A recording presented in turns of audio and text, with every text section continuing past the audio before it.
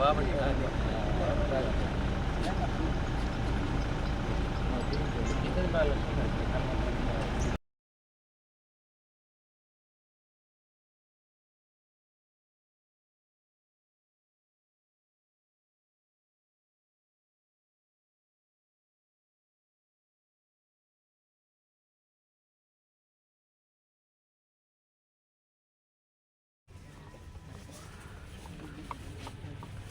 Media సోదరులందరికీ కూడా ధన్యవాదాలు తెలియజేస్తూ మరి ఎలక్షన్ 2024 అయిన తర్వాత మన నర్సాపేట ఎమ్మెల్యేగా మీ అరవింద్ బాబు వాళ్ళ డాక్టర్ కోడెల సుప్రసాద్ గారి స్టేడియంని దర్శించడం జరిగింది. మరి 5 ఏళ్లుగా పాడుపడిన ఈ స్టేడియం మరి ఇక్కడ ఉన్న కమిషనర్ గారు కానీ మరి తెలుగుదేశం పార్టీ నాయకులు అందరూ కూడా జనసేన బీజేపీ వాళ్ళు కూడా రావటం జరిగింది. ఈ స్టేడియాన్ని దగ్గరుండి బాగు చేయించుకోవడం అనేది మన కర్తవ్యం. మరి దాన్ని కమిషనర్ గారికి చెప్పడం జరిగింది. మరి రాష్ట్రంలో ఉన్న మంచి స్టేడియం ఇది. డాక్టర్ కోడెల గారు ఇది ఆయన బ్రెయిన్ చైల్డ్ దగ్గరుండి దీన్ని కట్టించుకోవడం జరిగింది.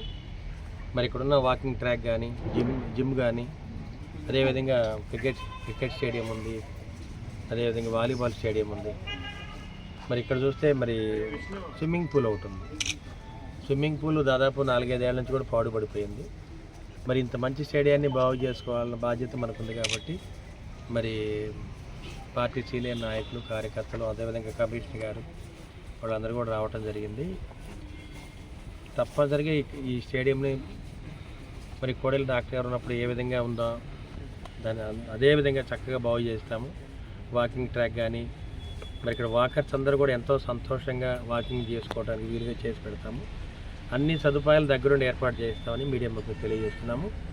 మరి అదేవిధంగా ఈ వైసీపీ ప్రభుత్వాన్ని రాక్షస ప్రభుత్వాన్ని ఎందుకనేవాళ్ళం అంటే ఈ విధంగా పాడైపోయిన ప్రతి వ్యవస్థను కూడా మనం బాగు చేసుకోవాలి పరిస్థితి వాళ్ళు ఉంది.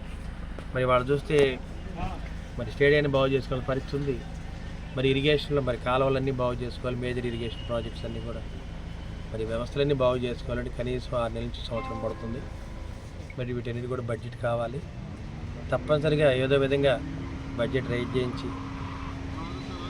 విరాళాలు సేకరించారా కానీ ఈ స్టేడియంను బాగు చేస్తామని చెప్పి మీడియా మాకు తెలియజేస్తున్నాము. మరి దీనికి మరి మున్సిపల్ కమిషనర్ గారిని దగ్గరుండి మరి శ్రద్ధతో దీన్ని బాగు చేయమని మేము కోరుతున్నాము.